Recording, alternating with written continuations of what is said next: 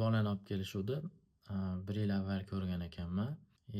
Endi ota-ona shikoyati, bola yaxshi gapirmaydi, sinfga yaxshi qaramaydi, giperaktiv, sotsial ya'ni ijtimoiy moslashuvi qiyin. Ko'rib, mayli agar shubhalansanglar, autizm spektr buzilishini inkor qilish uchun EDS2 testini o'tkazinglar.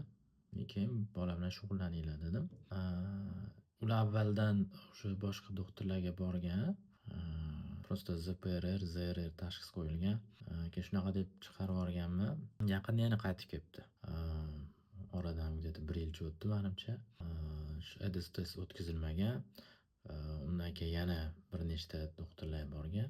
Nima keldi desam, doktorlarga bordim, juda ko'p dori yozishyapti. Keyin qanaqadir nima deydi, protseduralar juda ko'p. Shunga shubhalandim. Xo'p, men yozmasam, mendan ham shubhalandingiz-ku. Men hech narsa yozmadim. Test o'tkazing, psixolog, logoped bilan ishlang dedim. Ketdingiz, boshqa doktorlarga bordingiz, ular nimadir yozdi.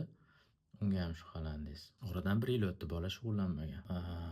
Demoqchiman, masalan, bordingiz vrachga, ko'rdi, tavsiya berdi. Shubhalansangiz, to'g'ri, vторое мнение oling.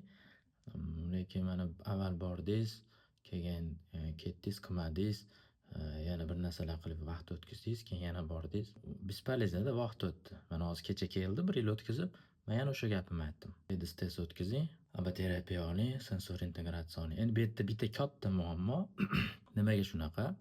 Ota-ona farzandiga nisbatan aytilgan tashxisni qabul qilgisi kelmaydi. Men shu narsaga tushunmayman. Bolangizda ZPRR, ZRR desa, okey, hammasi yaxshi, ketaverasizlar. Bolangizda autizm spektr buzilishi bor desangiz, xuddi bir bu smertelniy kasallikdek shokka tushib qolasizlar. Unaqa emas.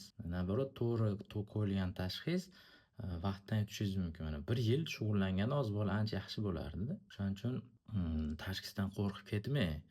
Bu bir-birlik tashxis bo'lib qolmasligi mumkin. Qanaqadir shu muddatda qo'yiladigan tashxis va shunga yarasha taktika kerak bo'lishi mumkin. Shuning uchun ZPRR desa xotirjam, autizm spektr desa shokka tushib qolmanglar. Bu to'g'ri tashxis, to'g'ri yo'nalish belgilashda juda katta ahamiyatga ega. Yaqinda bolani olib kelishuvdi. 1 yil avval ko'rgan ekanman. Endi ota-ona shikoyati, bola yaxshi gapirmaydi, sinfga yaxshi qaramaydi, giperaktiv, sotsial ya'ni ijtimoiy moslashuvi qiyin. Ko'rib, mayli agar shubhalansanglar, autizm spektr buzilishini inkor qilish uchun EDS2 testini o'tkazinglar. Keyin bola bilan shug'ullaninglar dedim. Ular avvaldan o'sha boshqa doktorlarga borgan. Prosta ZPRR, ZRR tashxis qo'yilgan. Keyin shunaqa deb chiqarib yuborganman. Yaqinda yana qaytib